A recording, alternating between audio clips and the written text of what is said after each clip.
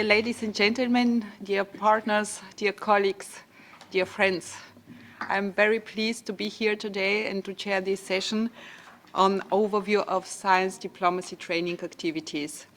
In the first session, we have seen what are the needs of science diplomats, of representatives from ministries, from the science community. In this session, we will try to give some answers to these needs and some reflections on what could be done in the field of capacity building. The Task Force on Capacity Building published a policy brief in this field in November 2024. Among others, we have developed, and some of the authors are here among us today, we have developed many important recommendations, and I would like to underline two of them in regard of the session today. The first one, we need a mapping of available programs to lay the foundation for long-term science diplomacy education, its further development and popularization. And the second one, the EU, national governments and embassies, as well as diplomatic and international institutions, universities and research organizations must not only recognize the importance of science diplomacy framework, but also the need for well-rounded science diplomacy training. Our session aims to give a response to this recommendation, and I am very pleased to discuss who are the key providers and trends in the field of capacity building. We will have an exchange on good practice examples, and we will discuss also challenges and opportunities in this field. I'm delighted to introduce the panelists of my sessions who have plenty of experience and knowledge in these topics. On my left side, Simone Alnadi is currently professor of sociology at the Department of Political and Social Sciences in the University of Trieste, Italy. His research focuses on public participation in science and technology decision-making, responsible innovation, and science diplomacy. He teaches courses in sociology of innovation, ethics of artificial intelligence, and science diplomacy. On this latter topic, he researched existing educational offerings, training needs, and activities within the diplomatic community and the science and innovation system, focusing regionally on Italy as well as Central, Eastern, and Southern Eastern Europe. Welcome, Simone. My next panelist is Maria Bonfaux-Boucher. She is currently full professor of international strategy at Paris Île-de-France Chamber of Commerce and Industry. She was Director Europe and International Affairs in the French body responsible for research and higher education assessment. She was head of innovation at the French National Research Agency and previously Deputy Chancellor with particular responsibility for sciences and higher education in the Embassy of France in Turkey. She is one of the main introductory of stakeholder theory to France as partnership governance. She has received an award for this work. She published in 2023 Encyclopedia of Stakeholder Management, Elgar Publisher, London. Welcome, Maria. On my right side, Jean-Christophe Mauduit, who is an associated professor of science diplomacy at University College London in the Department of Science, Technology, Engineering and Public Policy. Prior to joining UCL, he was a visiting scholar at the AAAS Association for the Advancement of Science in Washington, D.C., as well as an associate director at the Science Diplomacy Center at the Fletcher University of Law and Diplomacy in Boston. Welcome, JC. We have here with us today Marga Gual Soler, who is the head of science diplomacy capacity building at the Geneva Science and Diplomacy Anticipator GESTA, and a pioneer of science diplomacy training and curriculum development. She currently directs the Science Diplomacy Week, GESTA's flagship program in Geneva, and has previously designed and led science diplomacy trainings in collaboration with UNESCO, the EU, TWAS, and many other organizations. Most of the institutions are represented here today. Welcome, Marga. Online we have with us Reka Totsa. Welcome. Welcome, Reka. She's the director of Education Department at the Asia Europe Foundation, an intergovernmental, not-for-profit organization located in Singapore. In this capacity, she coordinates the youth, secondary school teacher and higher education policy project of ASEF, which include high-level forums, policy dialogues, training activities. Reka obtained her first degree at the Corvus University of Budapest in public administration and successfully completed the Master in Public Administration program at the National University of Singapore Lee Kuan Yew School of Public Policy. Dear panelists and dear participants, let me start our exchange with some few guiding questions.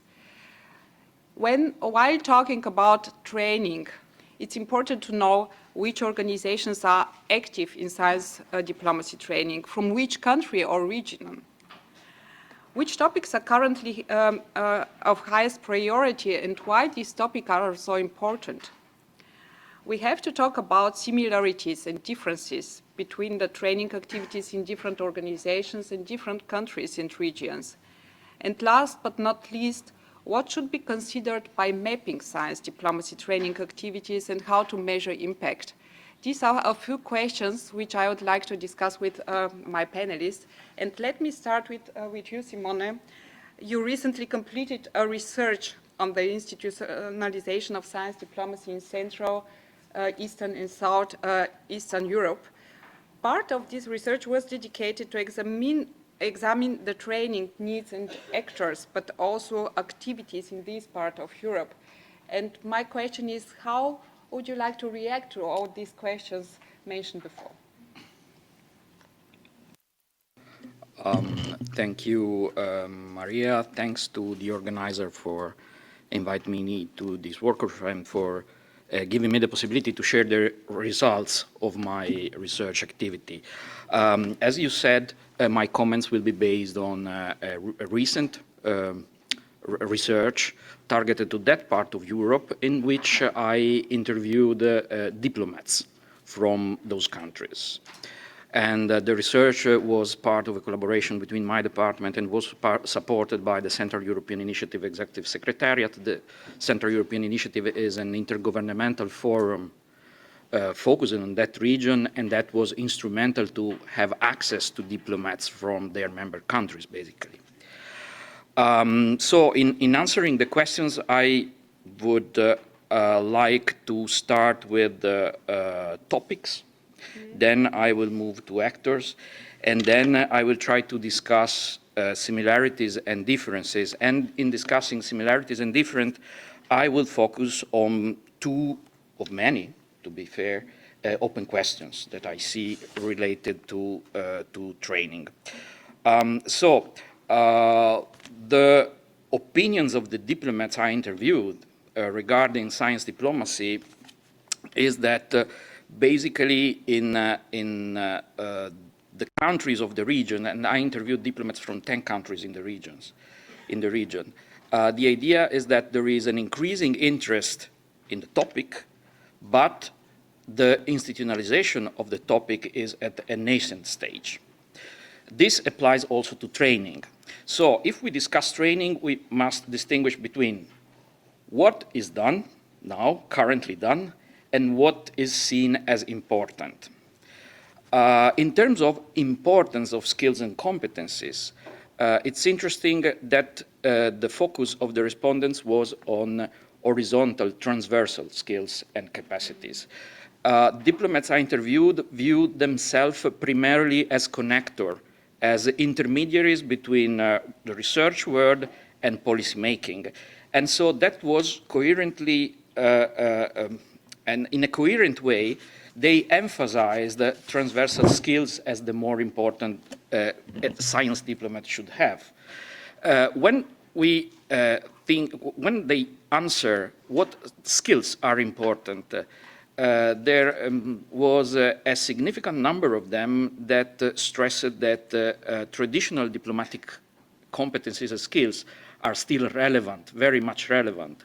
Representation, negotiation, diplomatic reporting were mentioned over and over again as kind of important skills. Second group of skills is related, I would say, more directly to this role of connecting actors that they see them to play, and focus on, I would say, knowledge brokerage. So they are competencies that enable diplomats to perform that role of knowledge brokerage. And it was mentioned competencies in trend analysis, technology foresight and forecastings, legal knowledge, for instance, about intellectual property issues, and more generally, a more general competence, communication, because they have to bridge different audience to different contents. And then there are the core competencies in the hard science. When you focus on the core competence in hard science, that the ideas were different. For instance, the idea is that diplomats should have a kind of, I would say, working knowledge, because this is not in-depth knowledge, but kind of working knowledge that supports their bridging role. If you want in-depth knowledge, then it is better to hire science-savvy people rather than training diplomats. So this training is, interacts with also recruitment and institutional strategies. Let's focus on the providers. Two providers were mentioned as potential providers and also to a certain extent and actual providers. On the one hand, diplomatic institutes, diplomatic academy, and the training structure with link to Ministry of Foreign Affairs and government. And on the other hand, academia and Academy of Sciences, because they are seen as having a complementary expertise. Currently, the collaboration is somehow cursory, I would say. I don't know if it's correct in English. I mean, they have collaboration on individual training activities to provide that kind of working knowledge I mentioned in hard sciences. So a seminar on energy issue, a seminar on artificial intelligence, so on and so forth. But the idea and the ambition, in a sense, is to have some more comprehensive approach, which is not in place, by the way. So it's something to work in order to have this capacity to train to train on science diplomacy in a more comprehensive way. Then similarities and different. If asked about similarities and different in science diplomacy training, and I have to rely on the results of my research, I would stress the difference. Because in a portion of Europe, so I think that if you move geographically upwards, diversity increases further. In a portion of Europe, difference in how science diplomacy is organized is significant in terms of institutional arrangements. For instance, in the preceding session was mentioned fiscal capacity, and fiscal capacity influences a lot how ministry organize their activities in science diplomacy, but also in terms of priorities. For instance, different countries have assign different importance to the relation with the scientific diasporas. For some countries, very important. For other countries, less important. So if you think of training, then your training should be context aware. And something that is a little bit more general, but I think is related to training, it was mentioned as well in the preceding session, the absence of career paths in science diplomacy was mentioned as a problem in fostering science diplomacy in general, but I see that also as a problem for training and for measuring and assessing the impact of training. Because if you lack clear professional paths, then it's difficult to design your training and assess your training in terms of long-term professional development. And so I think that's a kind of critical point, or at least an open question. And I leave it here. Thank you very much, Simone, for these insights. Very interesting outcome. I think we can deepen our experience with your survey, Maria. You have been carrying out a survey among European and non-European foreign ministries on the existence of teaching practices in science diplomacy since the end of December, and we are very much interested in your key takeaways from this current work. I believe you have also a presentation, and I would like to ask our colleagues to put the slides. Thank you. The floor is yours. Thanks, Maria, for coordinating this exciting round table. Yes, so Pierre Bruno Ruffini and I have conducted a survey over the past few months in different countries with various ministries of foreign affairs.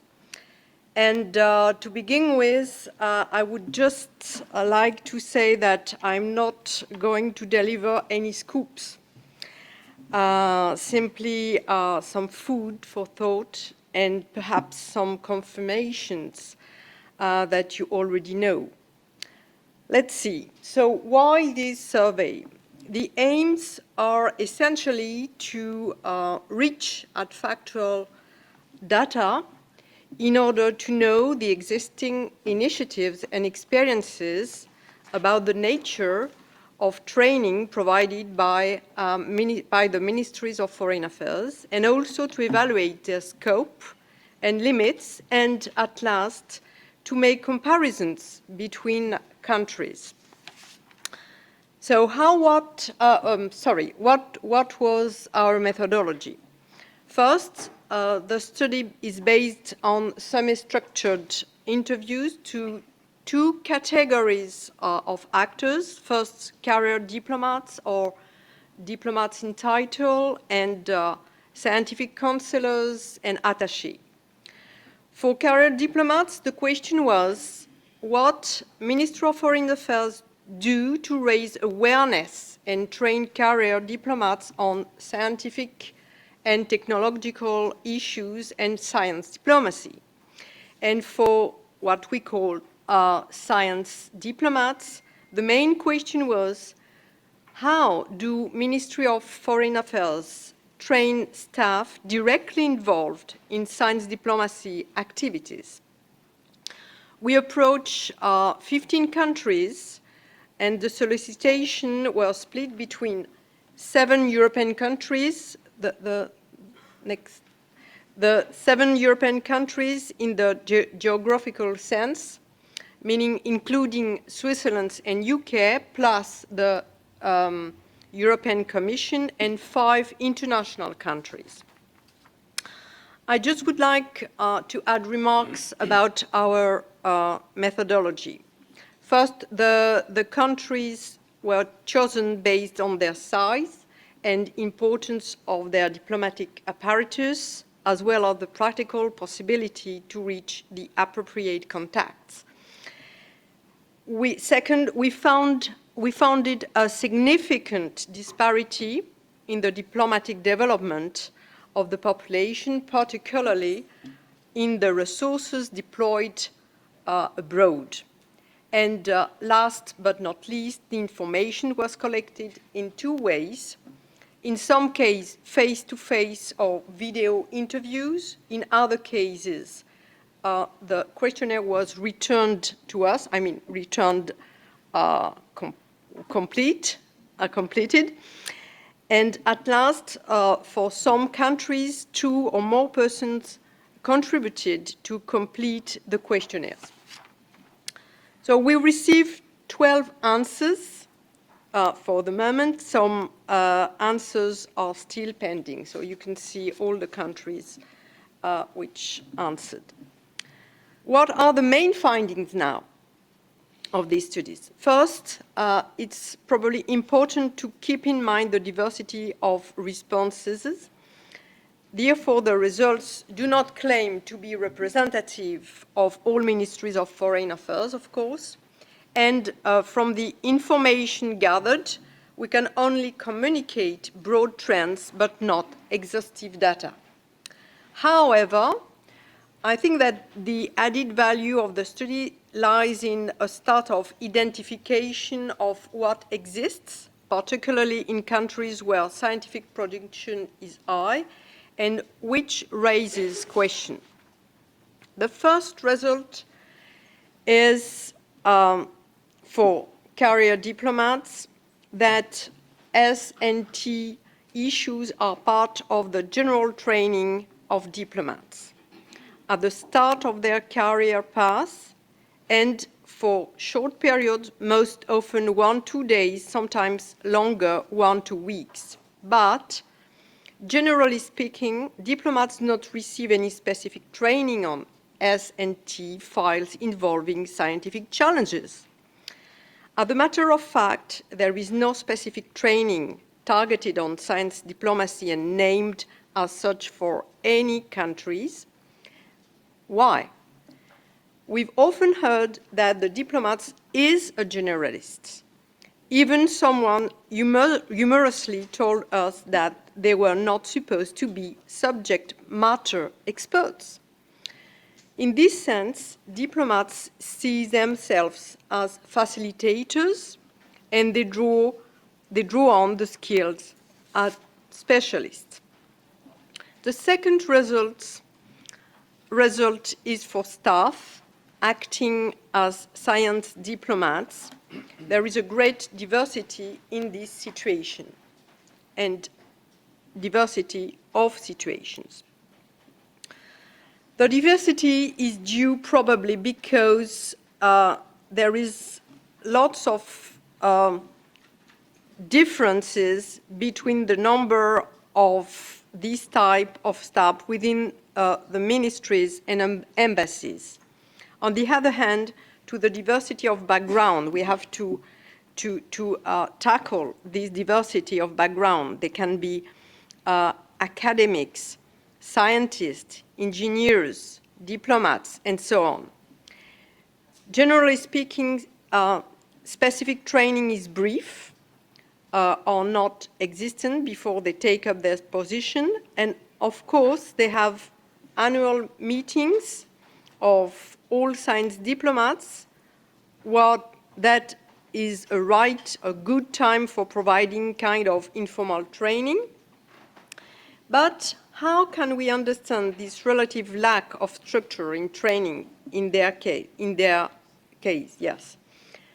They are supposed to be specialists of science as science diplomats, and they are supposed to be trained to meet the specific expectation of the diplomatic hierarchy. Having said that, this leads to reflection on the very concept of training as interpreted by the interviews and by the interviewees. So the third result of our study is that it appeared that during the interviews there was a kind of ambiguity about what is called training. Is it training or briefing? It thus emerged during the investigation that training could be understood in 2 ways: structured training and informal training. Of course, structured training offers a program with an identified content. It sets knowledge acquisition's objective, whether general knowledge or knowledge about tools that the agent have to master. It involves an in-class training, but we have also come across situations where the agent is left free to choose the training. Second situation, informal training cover all situations where the agent receives information, instructions, or advice to fill the specific position. This was particularly emphasized in the case of science diplomats who are prepared by successors. To conclude on this result, we can say that for all countries, there is both structured training and informal training, and we call this combination as mixed training. Finally, we can say that all ministries interviewed program job preparation, but few provide dedicated structured training on S&T and science diplomacy. The final results, results 4, the final result concerns the interviewee's general evaluation of the training issue. What is the main conclusion to be drawn from our study, which once again is limited for the time being? The majority, career diplomats and science diplomats, feel that training in S&T issues and science diplomacy is not enough. The growing relevance of training in science diplomacy and training of science diplomats was acknowledged in most comments. But projects and improvements are underway in several countries, so we are relatively optimistic about the progress of the practices dedicated to training in science diplomacy. And to conclude this presentation, I think that, and to try to answer to your question, Maria, we deal with the training effort. Yes, there is awareness of the part, on the part of the diplomats. Yes, there are efforts because there are demands and needs, as we've seen in the previous round table, but we have work ahead due to dilemmas, common interests versus national interests, public good versus natural good, and so on. Perhaps in the discussion we can also deal with the good experience, good practices we find in the first in this survey, because we get some good practices too.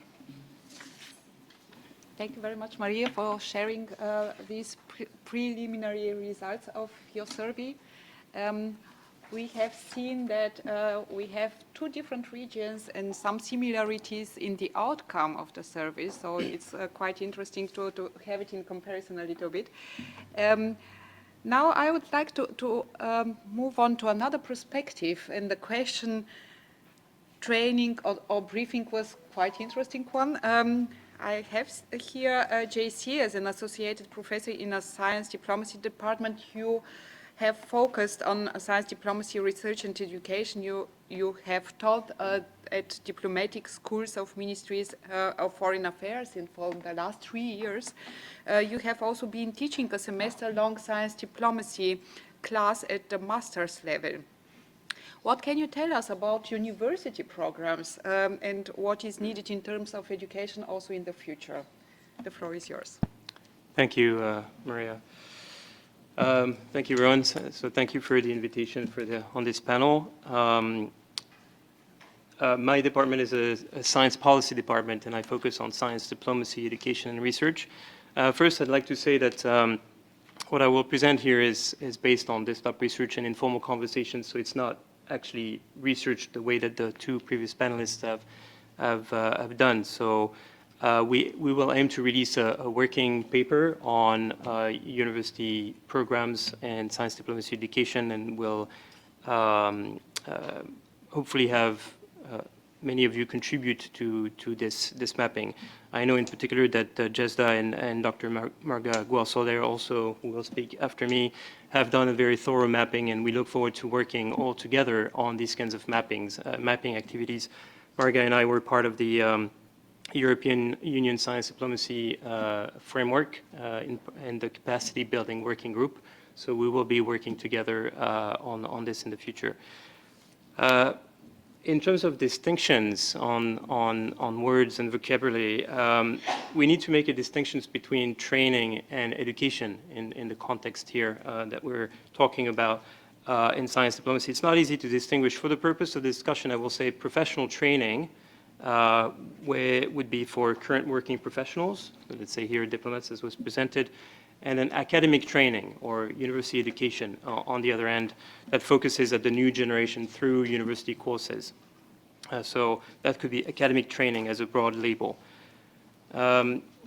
It's interesting that there's a lot of professional education activities and not so much academic training going on, although we do see a quick rise of academic training going on, particularly in non-Western countries at the moment. Things have quite changed. Landscapes has changed quite significantly since Marga and I published an article about this in 2020. And it's amazing to see the change in the last 4 or 5 years. I want to note also that academic training can be short-term. It can be a few days to week-long training to students, for example, PhD students. And some of you in the room are doing this. For example, Dr. Diana Shandrikova at Politecnico di Milano, for example. Or it could be long-term, which would be then semester-long courses that cover a good chunk of the year, or even entire academic programs that are dedicated to science diplomacy. I also want to flag that the picture gets a little bit murky when we look at academic training, because it can serve a dual purpose. And we've heard Martina Schubert and the Diplomatic School of Diplomatic Academy of Vienna that actually collaborates with universities in delivering training and delivers MSCs, MSc diplomas to students who are going to become diplomats, hopefully, for quite a few of them. So there is a blend of things here, as well as training from Academy of Sciences as well, and so on. There's also an issue that is well known in the community, is the definition of what science diplomacy is in terms of what can be construed as a science diplomacy course, and that's a very difficult one to reconcile. So there's an issue of vocabulary as well when we talk about diplomacy, national policy, foreign policy, international policies. Everything can be mixed, and so the way that you look at science diplomacy can change the way that you can map some of these programs. So that said, building on the work that Marga and I had done, I will just give you a quick overview of what you can expect in academic training. So there are issue area science diplomacy courses, we would call them, which would be, let's say, environmental diplomacy or water diplomacy and so on. I won't give too many examples, but we can go into the conversation in more detail. There's issue area seminar series, where it's a course with every week different issues such as climate diplomacy, environmental diplomacy, digital diplomacy, and so on. There are also science diplomacy seminar speaker series, where you have potentially sometimes issue areas focused, but also some offering personal perspectives and career experiences that could be cross-cutting.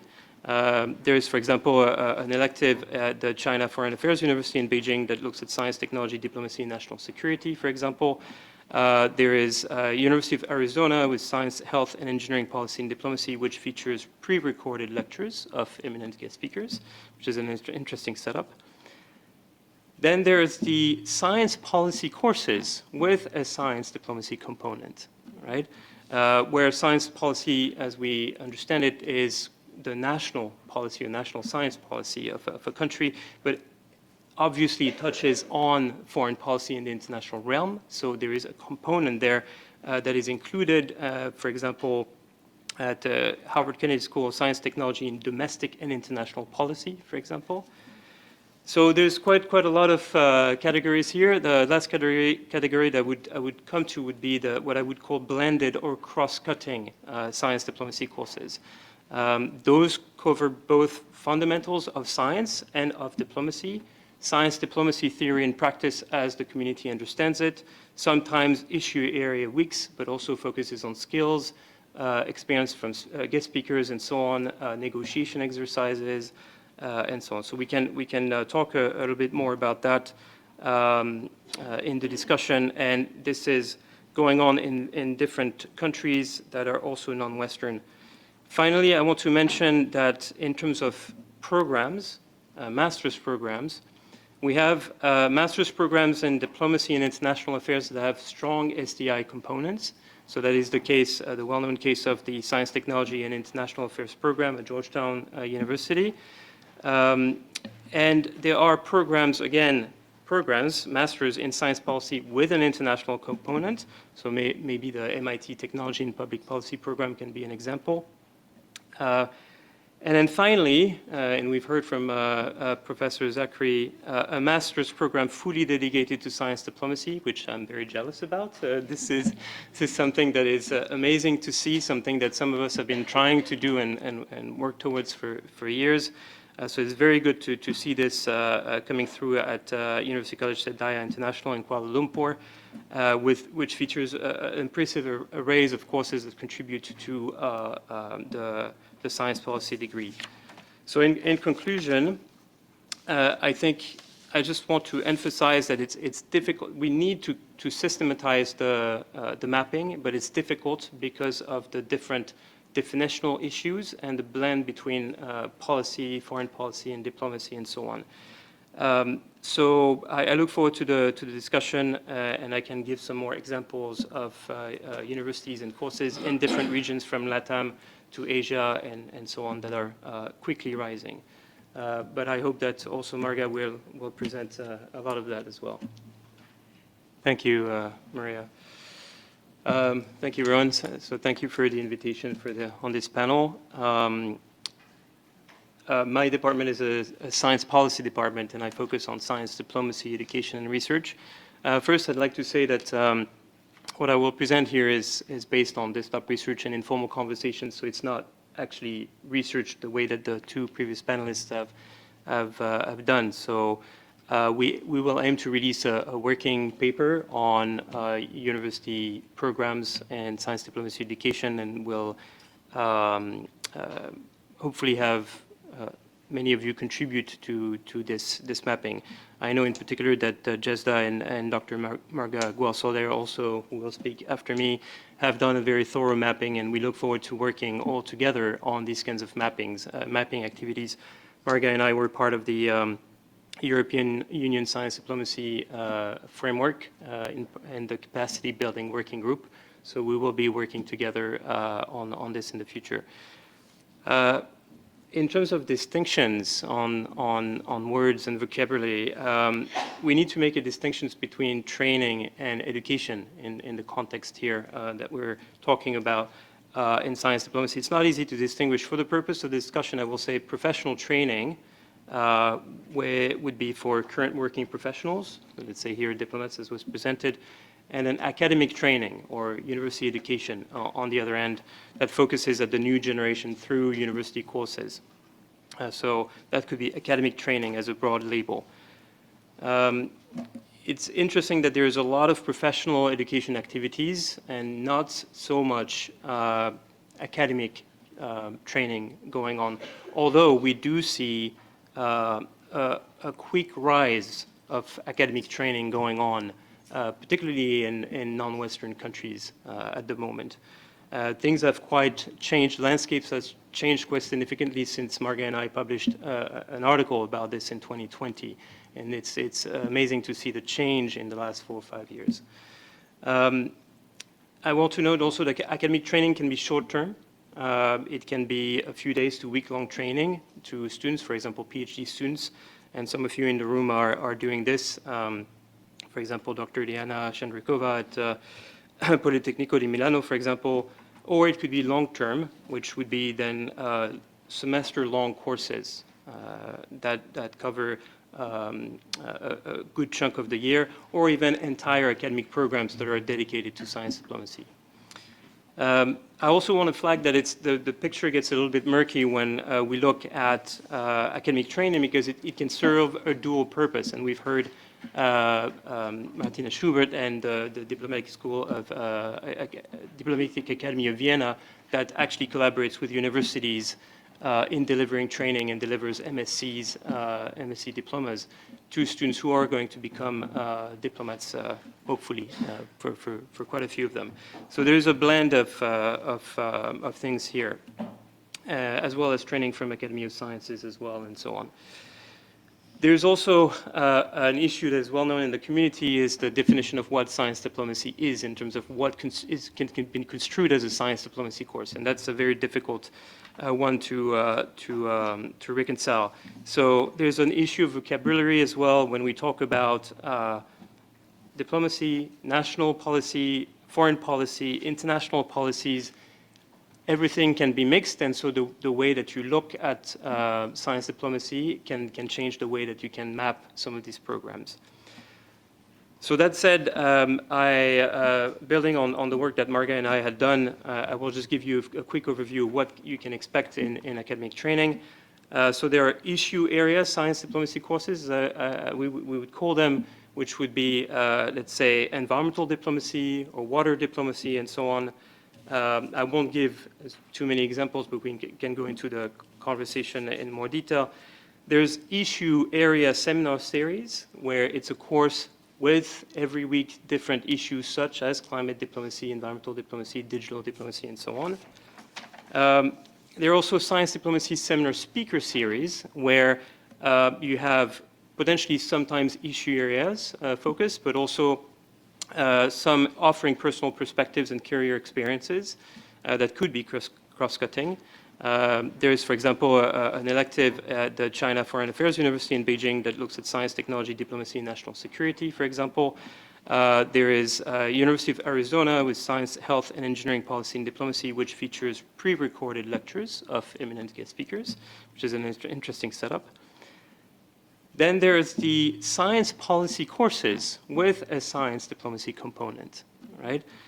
Where science policy, as we understand it, is the national policy or national science policy of a country, but obviously it touches on foreign policy in the international realm. So there is a component there that is included, for example, at the Harvard Kennedy School of Science Technology in domestic and international policy, for example. So there's quite a lot of categories here. The last category that I would come to would be what I would call blended or cross-cutting science diplomacy courses.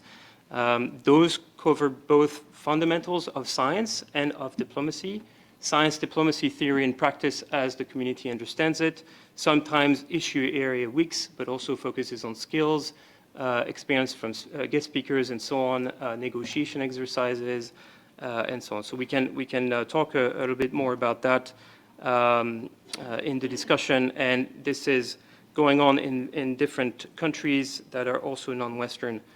Finally, I want to mention that in terms of programs, master's programs, we have master's programs in diplomacy and international affairs that have strong SDI components. So that is the case, the well-known case of the Science, Technology, and International Affairs program at Georgetown University. And there are programs, masters in science policy with an international component. So maybe the MIT Technology and Public Policy program can be an example. And then finally, and we've heard from Professor Zachary, a master's program fully dedicated to science diplomacy, which I'm very jealous about. This is something that is amazing to see, something that some of us have been trying to do and work towards for years.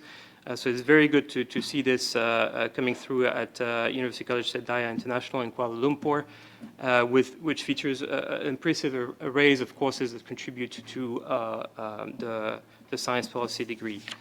So in conclusion, I think I just want to emphasize that it's difficult. We need to systematize the mapping, but it's difficult because of the different definitional issues and the blend between policy, foreign policy, and diplomacy, and so on. So I look forward to the discussion, and I can give some more examples of universities and courses in different regions from LATAM to Asia and so on that are quickly rising.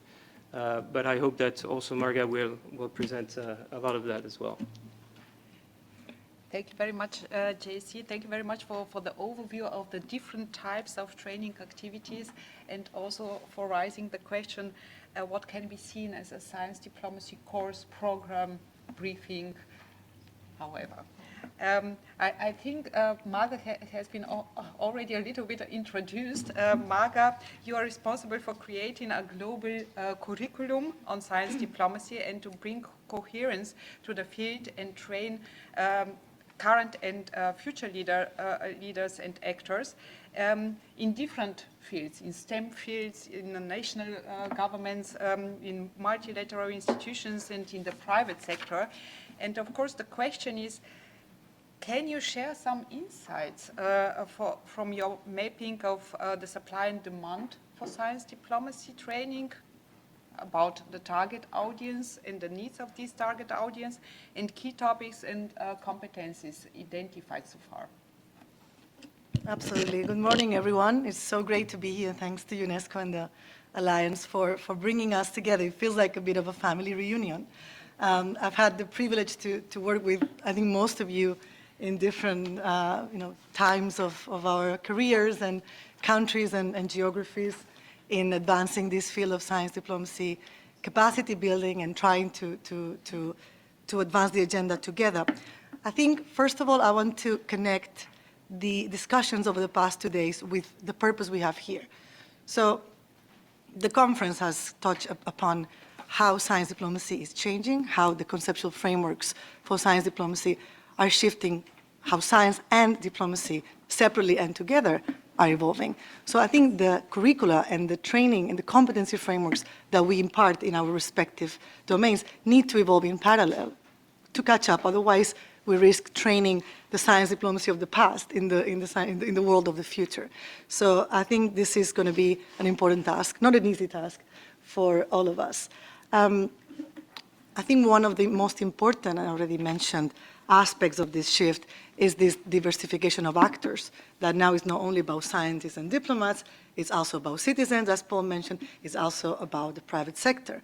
And I think this is really, really important to understand, because the old paradigm of basic research happening at universities, technology transfer going into companies and then going into the market, that's shifting radically. Right now, the deep tech startup world, and also the big tech, but also small startups, are now basically starting and keeping basic science in fields like AI, quantum, neurotechnologies, biotechnology, climate technology, decarbonization.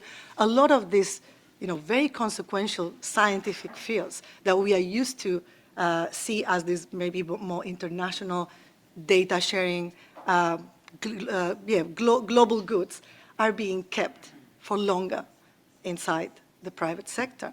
That means the private sector is a key actor in science diplomacy, science and technology diplomacy, because I don't think we can anymore separate science diplomacy and technology diplomacy, because they go together.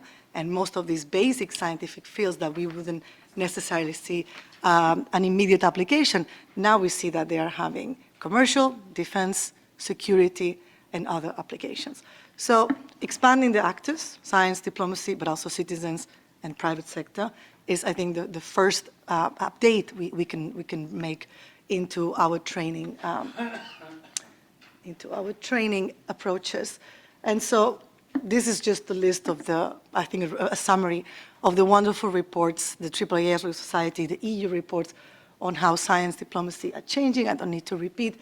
This is what we heard over the last 2 days.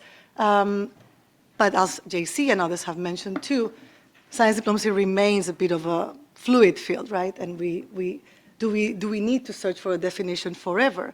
Or can we get more pragmatic and do science diplomacy by action instead of by debate or discussion? The most difficult aspect of trying to map. And I know there are many, many mappings. We've heard about 2, there's more. I'm aware of at least 5 or 6 different mappings of science diplomacy around the world. The challenge is that many science diplomacy actions and trainings don't have science diplomacy in the title. And so some of it is explicit, but some of it is implicit. So how do you begin to map the implicit science diplomacy actions and trainings and curricula when it's about climate diplomacy, when it's about health diplomacy, when it's about energy diplomacy, tech diplomacy, space diplomacy, ocean diplomacy, all of these flavors of subfields of science, are these, if we can debate this, are these subfields of science diplomacy, or is science diplomacy part of all of these other diplomacies? And for diplomats in the room, are these even other diplomacies, or is it part of the evolving one diplomacy? Because again, diplomacy is shifting, so we really need to keep up. And the effort, so once we were faced and confronted with this landscape, this scenario at JESDA in 2022, we set out to do things a little bit differently. So for those that don't know JESDA, we are the Geneva Science Diplomacy Anticipator, and we were created by the Swiss government and the canton and city of Geneva, where the UN headquarters is, and a hub of multilateral governance. We were created to infuse the UN system, but also the multilateral community at large, with better anticipation tools for science and technology, because we have this mismatch in the speed of science, acceleration of science, the diversification of actors in science and technology, mostly private sector, philanthropy, that are driving scientific agendas as much as governments and science ministries and research funders.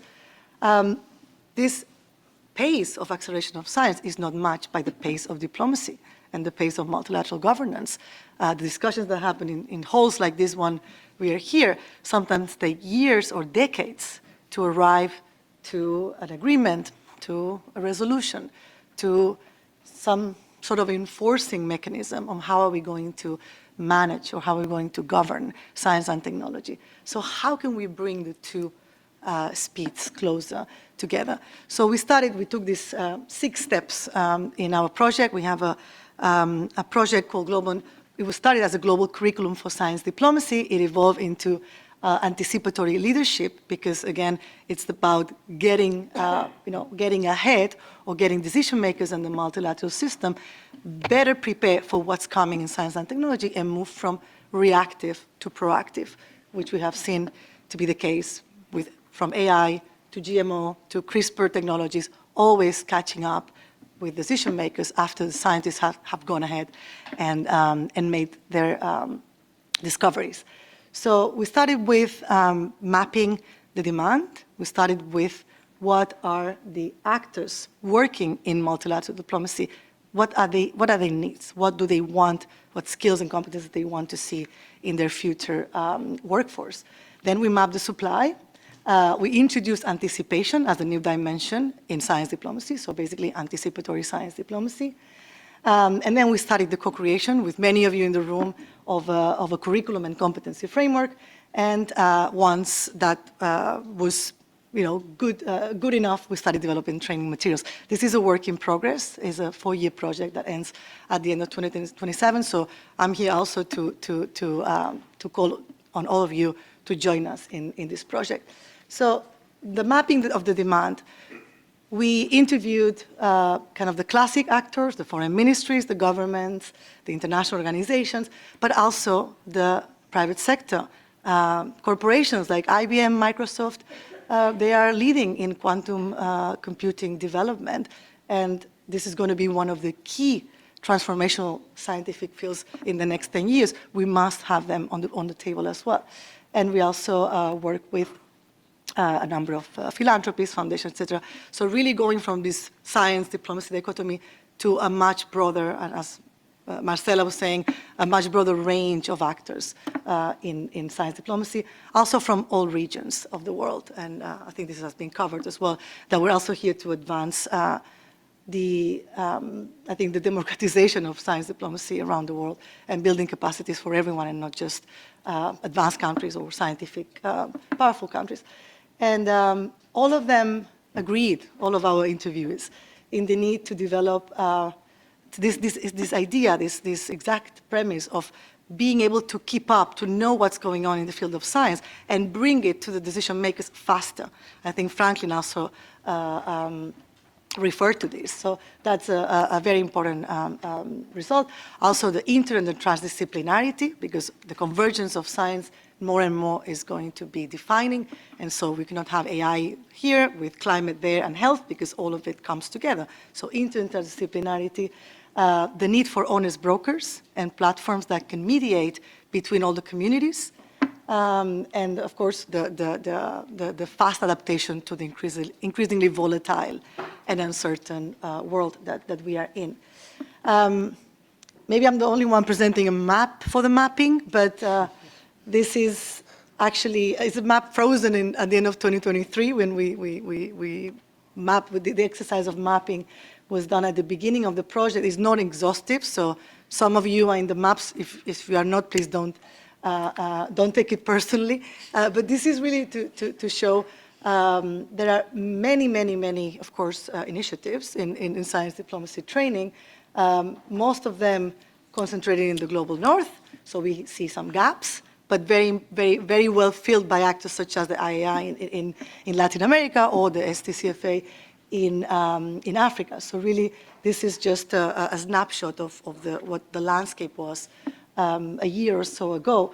And we, in a way, stopped mapping because, again, this difficulty of the criteria, what constitutes a science diplomacy training, it was really challenging. So do we really want to spend time mapping, or do we want to, go into action and come together? And if you self-identify as a science diplomacy training provider, come into this room. And then we will discuss what the common framework is, which is, I think, the outcome that we're going to hopefully arrive today. And then together we can move forward. So what we learned from the mapping? We learned that so most of the education and training programs, and the distinction between education and training for professionals, for students, we don't even go there, right? It's still mostly focused on delivering knowledge, case studies. A lot of the case studies in science diplomacy are from the past. And what we're seeing also, the world is changing so much, so the frameworks, the CERNs of the world, or the space stations of the world, what we see as the flagship projects and poster elements of science diplomacy, those models might not be viable anymore. So we also need to think about the future and invent and create new types of multilateral and multi-stakeholder frameworks, not just look at the past. So when we see the discussions about we need to create a CERN for AI, or we need to create an IPCC for quantum, or why do we look at the IPCC and CERN when maybe the future will look very different? So it's good to be inspired by the past, but also we can do exercises of foresight and backcasting to think about what's going to be needed in the future. The classic skills training is there for most of them, but few provide this capacity to act, the action-oriented science diplomacy training, which is very difficult, and the closest thing you can do is to do simulation training. Role plays and games, this was identified as the best way to provide those skills that have been mentioned, the perspective shifting, the bridging the mindsets, to understand each other, and to actually work on a concrete problem that is going to be faced by the actors in real life. So then you can be prepared because you have practice, not just sat in a lecture room listening to case studies and lectures. So this was identified as the key pressing need.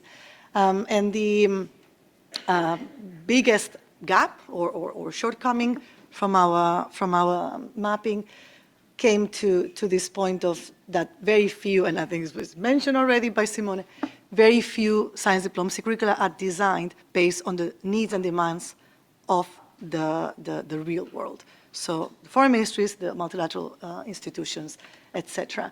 However, the upside is that in the last few years, 5 years, 10, we are seeing more recognition of science diplomacy as a profession. We see job titles called science diplomacy. Many of you have it in our job title. This was not the case 10 years ago. So there is this appetite and this demand for the science diplomacy function in this professional role, which is mostly as boundary spanner, honest broker, connector, etc. So this is good, right? We really saw this as a shift compared to 5 years ago. What are the challenges? Fragmentation, lack of coherence, lack of quality assessment, and in a way, this bottleneck or this imbalance between supply and demand. Many of you have seen when we run trainings, we receive CVs. Some people have 15 science diplomacy courses in their CVs. All of us have taught them, so we are all guilty. But what does this tell you when you receive a CV from a person that has taken 15 courses? You know, gone to UNESCO, to IAI, to TWAS, to AAAS, to AU, and then, you know, wants to come to the JSDA training. So it feels like there is really an imbalance between supply and demand, because why this person needs 15 courses and still there is no career path? How do we address this mismatch? And the other very important finding is that many of the practitioners in science diplomacy, we are in Geneva, so we have them close and we ask them all the time, such as WHO or WMO, those dealing with health, with climate, etc. When we tell them, you know, you do science diplomacy, they say, what's that? And it's actually in their mandate, it's in their practice, but only, as has been said in the beginning, only UNESCO has an actual mandate for science diplomacy in the UN system. The others have an implicit mindset, and they don't even recognize themselves as actors in science diplomacy because they never heard the term, they're not familiar with it. So it also starts with awareness from the top of the multilateral actors to understand that they are actors in science diplomacy, and then they can direct their workforce need and talent development towards filling those gaps and acquiring those capabilities. What we are doing at JSDA, again, starting by the demand side, mapping the supply, and then how can we contribute? So we started co-creating with many of you and all these different actors and all these different interlocutors, competency framework in science diplomacy. The first element, the first pillar, was around this need of bridging mindsets, of breaking the silos between the researchers, the diplomats, government, parliamentarians, the government at large, the business world, impact community as we call it, and also includes philanthropy, startups, etc., and the citizens and civil society. So again, moving from this two-pronged approach to the four communities. And only once we have kind of found a common ground and a way to understand each other, we can move to the next step. The next step is this anticipation piece. It's about, oops, sorry, am I going too fast? The anticipation pillar is about knowing what's coming. What is the future of science in the next 5, 10, 25 years? This is coming from our flagship publication called the JSDA Science Breakthrough Radar that basically maps, is this working? Good. It maps the biggest, so it maps the scientific breakthroughs and the fields of science that are going to have the biggest impact in diplomacy, in geopolitics, in society, in human rights over the next 5, 10, 25 years. This includes AI and quantum, neurotech, biotech, synthetic biology, climate tech, space, but also social sciences and humanities, because we can also anticipate the future of democracy, the future of geopolitics, the future of science itself. So it's not just about natural sciences or tech here. We're talking about all the sciences. And then once we have this map, we bring it to the decision makers and the diplomats in Geneva, because we are privileged to have and the largest concentration of UN agencies, 194 permanent representation, means we can directly have all the ambassadors as interlocutors, and of course multinational corporations, human rights, NGOs, etc. So this is a very privileged position that we can really engage with in this dialogue with all of them and tell them that this is coming on the diplomatic agenda. So when it arrives at the table, it doesn't take 5 or 10 years to negotiate, I don't know, a plastic in the ocean treaty or a new synthetic biology resolution or a neurotechnology resolution, which is right now ongoing at the Human Rights Council, for example. So how can we accelerate this scientific input faster than it currently takes? And third pillar, once we have brought together the mindsets and leveled the playing field between the actors, we introduce the science anticipation, and then we apply the science diplomacy lenses. So this is about what are the consequences of quantum computing on geopolitics, on security, on human rights, on ethics. So all of these dimensions or lenses that are basically the UN, prosperity, security, development, and we also add a few more. These are the perfect complement between the scientific expertise and the diplomatic world. And hopefully that is leading to, hopefully, or we are seeing successfully that it is the case, this is leading to the development of the new competencies, new skills and capabilities that only happen by bringing together the previous three pillars and applying all of this through experiential learning. And I emphasize a lot of this because it is really what we found the formula for success.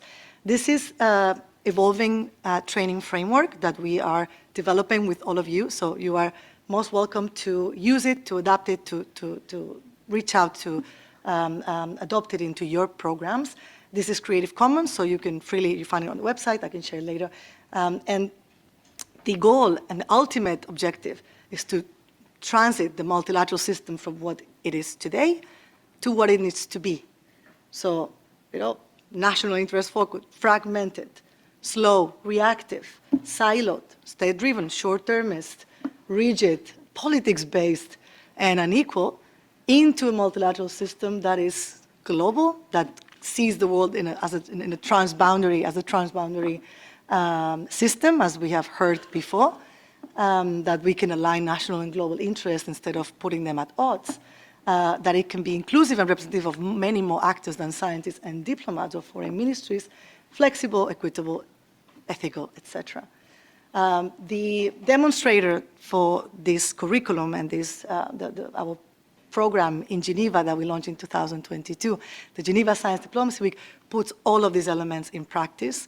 I'm really happy to have an alumni, Claudia, with us, and future alumni, Franklin, which I don't see in the room, that spoke earlier, and Emmanuel, of course.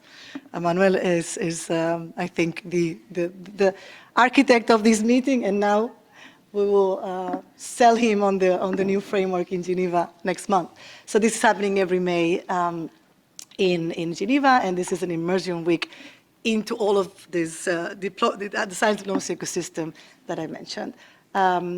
We emphasize, last point, experiential learning, simulations. We have developed a number of training materials that are free and open access for everyone to download and use. They include facilitation guides, so that means we don't need to go around training people. We can really have, it's self-deployable, and that's the idea for scale. We will introduce new topics. We have now quantum diplomacy, neurotechnology governance, climate geoengineering, and we will be adding more as part of this project. We are seeing a lot of uptake of this. Embassies around the world are playing the game with senior ambassadors. So it is really well taken, and it's really effective. So don't be afraid of being playful and innovate in the formats of science diplomacy training, because even the most senior people that you would imagine get incredibly excited. And experiential learning activates a different part of the brain that it invokes emotions, and only by emotions you learn. And I learned this from Claudia. You don't learn by sitting in a lecture and passively trying to absorb, whatever a lecturer is saying.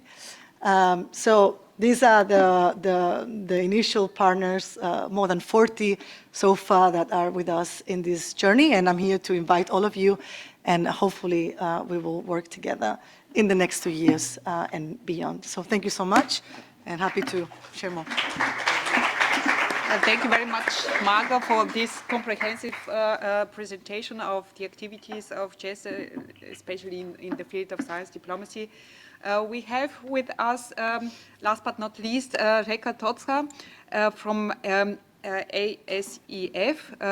She is currently preparing a study related to science diplomacy training, and probably some of the challenges you have described, Marga, have been seen also during the preparation of this training. Welcome, Reka. And the question is, of course, what are the key takeaways, outcomes of your mapping? Which challenges are you currently facing, actually? The floor is yours. Thank you so much, Maria. Very good morning, good afternoon, everyone. It's a pleasure to be here today. Thank you so much for the opportunity to share, and warm greetings to everyone from Singapore. So I will be sharing some of the initial findings from the Asia-Europe Science and Technology Diplomacy report that was initiated by the Asia-Europe Foundation, ASEF in short. So this report is the first outcome of ASEF's commitment to create more opportunities for Asians and Europeans to learn from each other, to exchange knowledge and to collaborate on science, diplomacy and related topics. And especially, we are keen to create opportunities for young people, the next generation of diplomats and science leaders, to start the exchanges now and prepare for the future. We are quite new to this topic and to this global science diplomacy community. So when Marga said it feels like it's a family gathering, I was thinking probably then we are the youngest child in this family, but very grateful for the warm welcome from all of you and the encouragement that we receive from colleagues like Jan Marco Müller, Professor Pierre Bruno, and Professor Zachary, and Marga also, we just met last week in Singapore, and many other colleagues. So thank you so much for helping us to find ways to add value to these discussions and to bring our ambition forward to enhance youth participation in trainings and also such discussions.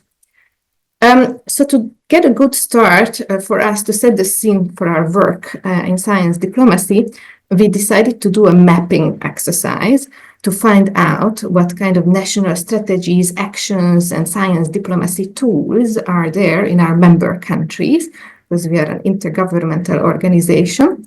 And then in this research, we were also looking in a small part on the training mechanisms in place. So we engaged 41 young researchers from 41 of our member countries, some of them PhD candidates, but some of them young diplomats or young professionals with a passion for science diplomacy. So they came together from 16 Asian countries and 25 European countries to help us to compile this mapping, this report. So they did desk research guided by a questionnaire that was built on previous questionnaires that existed in this field. And they also conducted interviews with diplomats, practitioners, academics to validate the findings and to get additional inputs. So today I'm happy to share three data points from this study, which are all preliminary, because we are actually about to launch the study itself on the 11th of April. So I took the liberty to warmly invite all of you to participate if you would like to learn more about the other parts of the report on strategies and tools. So if you can scan this QR code, it should be very easy to register for that webinar. But on the findings, so in this section where we deal with trainings available in these 41 countries, first we wanted to understand the availability of systematic training mechanisms for diplomats on science and technology diplomacy in general. And our young researchers found that 56% of Asian and 59% of European countries have such structured training mechanisms in place. They are sometimes beginning at the career of the diplomats, or they manifest as in forms of annual gatherings. So this brings us back to the issues raised by Maria. Is it training or briefing them? But our research didn't dig deeper into this issue. But it was also interesting to see that 25% of Asian countries and 18% of European countries do not have to see in place such mechanism, but perhaps only ad hoc meetings are in place to discuss these issues. And also in a number of countries, the researchers couldn't find any information on the existence of trainings. So this indicates that there are still significant gaps remain in terms of understanding the training and the terminology and the systematic training or mechanisms of training, how countries define that. Additionally, there is this challenge of finding publicly available information, which suggests that there might be more efforts needed in making these initiatives more visible and accessible. And on the second chart, our researchers also looked at who is providing training on science and technology diplomacy. And the results reveal that governments play, of course, a dominant role, especially in Asia, a bit more dominant than in Europe. But diplomatic academics are actually the leading providers in Asia and also equally significant to government in Europe. And the private sector providers play a smaller role, with 44% in the Asian countries having these providers on the map, and 33% of European countries engaging them in these trainings. Other category was also available. So from this, we learned that the other providers sometimes include think tanks. That was an example from India, or specialized institutions from Asia. And good news that the online course of EU SDA was also mentioned as something that is often followed by diplomats during their training. So the key takeaway for us from this point is that Asia tends to have more decentralized and flexible approach, allowing for multiple modalities and multiple providers for trainings in parallel with each other. So this, and then it suggests that this could be also further improved in terms of export and improve the export in terms of accessibility and impact of training. And then the third graph, you can see the results of a question that was aiming to find out more about the format of the training. So we saw that online courses are much more popular in Asia than in Europe. And academic courses also follow a similar pattern, like 2/3 of Asian countries engage their universities and higher institutes of learning, versus in Europe, it was around only 1/3. Workshops and seminars are very popular in both continents, and other approaches also exist, such as on-the-job training in Thailand, in-house trainings in Lithuania, and different industry visits in Belgium. So these results suggest that Asia embraces a broader variety of training modalities, including a stronger reliance on academic courses and online learning, versus Europe perhaps tends to focus more on the traditional in-person workshops. On the next slide, I also brought a couple of examples how countries in Asia organize and provide these trainings. It was interesting to see that in China, the different ministries and agencies together set up the China Association for International Science and Technology Cooperation, who coordinates the science diplomacy training, or in Japan, where the science and technology advisor to the MFA plays a pivotal role in developing science diplomacy seminars for diplomats together with INCSA and other international alliances, or the Philippines, where government agencies work closely together, or Vietnam, where the newly appointed science and technology attaches undergo customized training workshops hosted by the ministry and always inviting their stakeholders to lead sessions. So I'm also conscious of time, so I will stop here, just perhaps also to add on that this year we're also planning to dive deeper into the ecosystem of certain countries. So it will be Malaysia, Thailand, Kazakhstan, and Indonesia in the spotlight. So if you're interested in learning more about these, we're also very happy to have you in these webinars. Thank you so much. I stop here and back to you, Maria. Thank you very much, Reka. We all look forward to reading the final report. Very important information. I think we are curious to see the final outcome of your survey. Dear panelists, thank you very much for this rich input, and without losing time, I would like to open the floor for questions from, first of all, from the audience here, but of course we have also some participants online. Then we will see how much time we have, but we will keep it in mind that probably there are some questions online as well. So the floor is yours now. I see here, yeah, please go ahead then. Hello everyone, Diana Shindrikova, Polytechnic University of Milan. Thank you very much for this panel, and I have a question to all the panelists, whoever is willing to answer.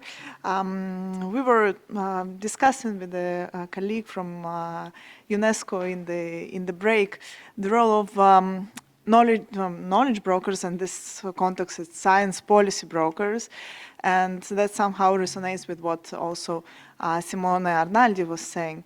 Well, I was wondering how do you see a possible training of such figures? Because we see that there is an effort to train diplomats on science, scientists on diplomacy, but it seems like there is the need of these brokers, and that's not clear if some kind of training can be provided to these people, and what kind of people are them, what kind of career path one should undertake to become this kind of broker? Should they be from the scientific world? Should this be the role of scientists? Or should they be from the diplomatic world? Or should they be some kind of third entity, kind of agency which trains these people? Maybe these should be people from communication, and we can imagine this agency to which scientists and policymakers refer in order to have this kind of service. And also, like, I don't know, should there be a university course in this? Like, should we imagine something like that in the future, or maybe something like this is already happening somewhere? We just don't know. So these are many questions regarding these particular figures that seem to be crucial for this science policy interface. What kind of what are your take on that? Thank you so much. Would you like to start? Take that. I can Okay. You'll take it. Thank you, Diana, for the question. I mean, I guess again, you can talk about knowledge brokers in the national context, right? In the science and policy interface in the country, and you can talk about science diplomacy. It's of course related when you touch upon foreign policy and as a public policy of the country. Maybe I'm just going to do a shameless plug for our program, because that is what we do, right? We aim to actually bring the new generation into the world as knowledge brokers between science and policy. So our Masters of Public Administration is doing that. It's a 4-year program where they really get acquainted to what is science, how we understand science today, how it interfaces with the political world, the civil servants, policies, and so on, and all the intricacies in operating at the nexus between the two, right? So we have courses, for example, in policy making, evidence for decision making. How do you integrate evidence into decision making? Methods to analyze public policies in the lights of on science, technology, innovation, and so on. And we specialize them in different tracks, right? So in different themes that are salient in STI. So I think this is our approach in terms of bringing the next generation as exactly at that interface, right? Then, of course, it's the science diplomacy interface is slightly specific. So that's why we have additional courses that look specifically at the foreign policy and diplomatic interface, which also includes non-state and state actors and a host of different actors that everybody has talked about here. So I think for me, and I think I speak for a lot of us here and in the community, it's actually educating the next honest, knowledge brokers out there, right? That we need, that will go into civil service, that will go into NGOs, into think tanks, into the private sector, and then can talk both languages. Yes, thanks for the question. I mean, of course, I think that having competencies in the field of knowledge brokering, broadly speaking, is important. And also, if I judge from the description of many of the courses that JC has mentioned, when science diplomacy is integrated with other or broader science policy point of view, probably those courses offer also training on that, at least partly. But if you, I mean, perhaps it's counterintuitive and possibly also not too polite in a workshop on training of science diplomacy. But I think that we should acknowledge the limits of training in everything, and also the limit of individual agency in everything, because beyond a certain threshold, I think it becomes a question of institutional arrangements rather than a question of training, because I think that we should think, especially this field, as a field where you need team players and teams. And part of the discussion, in my view, is to make those teams work together, bridging and bringing in different competencies which perhaps are not native in science diplomacy or foreign policy. And I think that's essential, because otherwise we will train this one, this person, the other person, the third person, but there is a strong limit in that approach, in my view. Thank you very much for this comment regarding the limits. Marga, would you like to react directly on that? And then we have a question online. I'll just take the point about should scientists go into diplomacy, diplomacy go into science, like because the previous panel discussed that, and I think someone says, oh, this is a bit the assumption that it's easier to go from science to diplomacy than vice versa, because science, you go from specialization to generalist, but it's more difficult. Again, this is the stereotype, from generalist to specialist, so it's easier for a quantum scientist to understand international relations than IR specialist to become a quantum scientist, right? So I think when we discuss this, we need to also understand that the two careers are very different in terms of numbers, right? In absolute numbers, there are very few diplomats in the world, and there are many, many, many scientists. This is because the scientific career, so the diplomatic career is capped at the beginning and the scientific career is capped at the end. So diplomats enter the foreign service, they take an exam, and there's 20 or 10 that go into, depends on the size of the country. That's it. There's no other way you can be a real diplomat if you don't take your, if you don't pass your country's national foreign service exam. But scientists can have, there's no limit in how many scientists we can produce. And then what we're seeing is that a lot of the science diplomats or science policy-oriented people or science communication are actually coming from the science side because they are not, and this is, again, they're very philosophical. We can go back to it. I think it's because there's not enough positions in academia anymore. So is it in the last data I saw in the US, 90 or 85% of biomedical PhD students will never stay in academia, 85%. So what do we do with that, right? So we need to find these new careers. That's how all these people end up in the interface as knowledge brokers, as boundary spanners. So I think we need to really go back to the root of why we got here, why we have, you know, in any science diplomacy training, 90% of applicants are scientists and 10% are diplomats. And we say, oh, we need to reach the diplomats better. But actually, there are not enough diplomats in the world to fill the classroom. Seriously, think about it. Thank you very much, Marga, for your comment. Charlotte, if we have some participants online, as you mentioned before, please go ahead with the question from them. Thank you, Maria. And let me first, with my logistical organizational hat on, also suggest that maybe we can also bring some of the discussion into the lunch break because we need to stick to the time. The chat or the online participants cannot come with us to the lunch break, so I would like to read out one question from Dr. Cecilia Flocco, who is a senior scientist from the Leibniz Institute in Germany and also co-author of the European Framework for Science Diplomacy report. And it also links to what Marga has just raised, but it looks at the picture from a different perspective. She says, the scope and depth of scientific and technological topics that are relevant to national interest agenda is wide.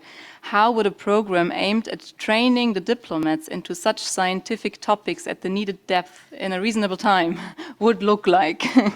That's one of her questions. Another one is, if I may add to that, which steps can be taken to help build the professional identity of a science diplomat, thus helping to sustain such activities through the proper recognition? And one final question that also relates to what you, Marga, just said about that there is more functions and jobs now in ministries and agencies that carry the title of science diplomat. Still, Simon Clark asks, how can we advance the professionalization of science diplomacy roles and science policy more broadly in terms of functions? Thank you. I'll leave it there. Who would like to start?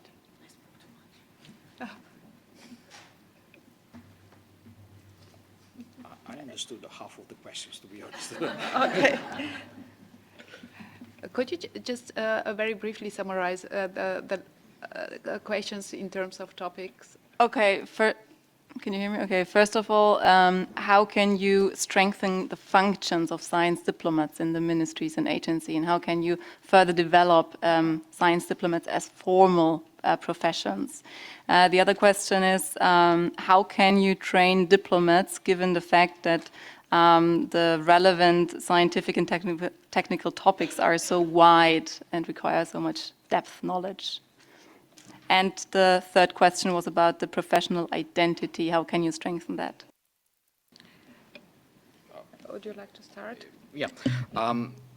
Very, very briefly, not my answer, but the answers of my respondents, which is different things. In terms of how you strengthen science diplomacy, I go back to something I said. Also, not only training, but also institution building somehow should be context aware. Because, again, different respondents from different countries working in different Ministry of Foreign Affairs had very different recipes for that. And they shared also different models, ambassador at large, science diplomacy office under the economic department, science diplomacy office under the the cultural diplomacy department, and so on and so forth. Something that emerged, which was shared by the respondents, was not the recipes, but it was assessed.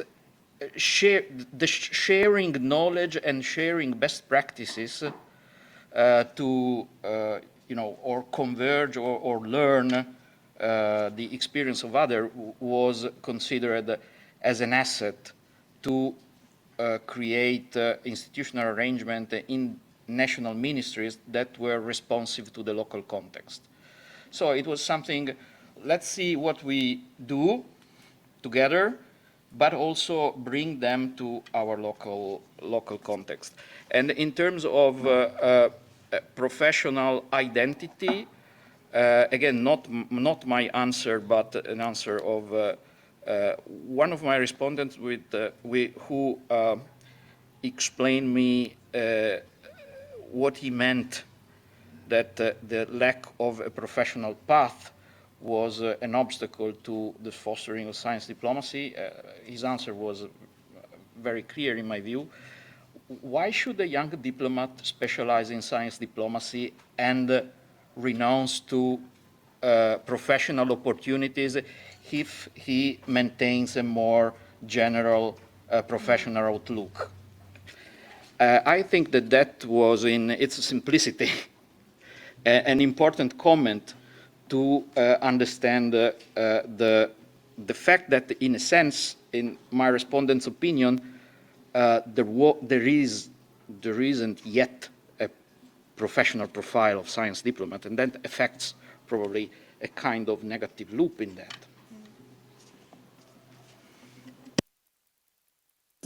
I just would like to add something about the identity and the profile, the diplomat profiles. Perhaps we can remember that some diplomats have been writers, anthropologists, and so on. And so it's a kind of, perhaps it's another generation, but we can also think about that. It's not a question of generalist versus specialist in my view. Thank you for the question. I think it also really depends on the knowledge of the diplomats themselves, their background, and also what their function will be, right? I mean, and again, it's a training or briefing and all these issues that were raised, and it's also very contextual, right, to the country itself and the priority of the countries, and again, where the diplomats will be deployed. Whether it's in sort of science attaché in an embassy in a particular country that has a specific relationship on certain scientific topics, or if it's in New York on a large array of topics that they will need knowledge of. So I think it really depends. It's very contextualized, and I think these trainings need to really take into account that context in training the diplomats. But there are some, if you just at a very sort of generic level, I think it's many of the diplomats need to understand, have a veneer of understanding of the scientific issues and where to get the contacts, and we heard this from Franklin and others previously. But it's also understanding at a maybe more fundamental level how science has issues. There is uncertainty in the science that can be used and leveraged and so on. So one needs to be aware of that. There are power asymmetries. There's inequity in data production and knowledge production and so on. That can be used by and leveraged by various countries and diplomats and so on. And the knowledge of the way that we heard science advice is provided to frontline diplomats in certain countries that have a lot of technical capacity behind and some others don't. So what are the tips and tricks in terms of leveraging the science and technological advice that diplomats may need on a certain topic? So on top of course, understanding at a broad level what quantum is about and what the geopolitical ramifications and political ramifications may be, for example. So it can also be topical. So I think in the end it has to be very highly contextualized. And when we go and do training in certain countries, we work with the ministries in co-designing what is important for their diplomats to look at, because you cannot just do everything at the same level. Thank you very much. Do we have time for one more question, one last question? No? No, unfortunately not. I would like to thank all panelists for this fruitful discussion and for giving us such a wonderful insight in the activities of different providers, different actors in different countries. We have seen the diversity of training activities and also the challenges which are included in the improvement in the implementation of science diplomacy training, and I hope that we will have plenty of time during the lunch break to discuss some concrete issues and some concrete questions. Thank you very much also to the audience and to our participants online. Thank you.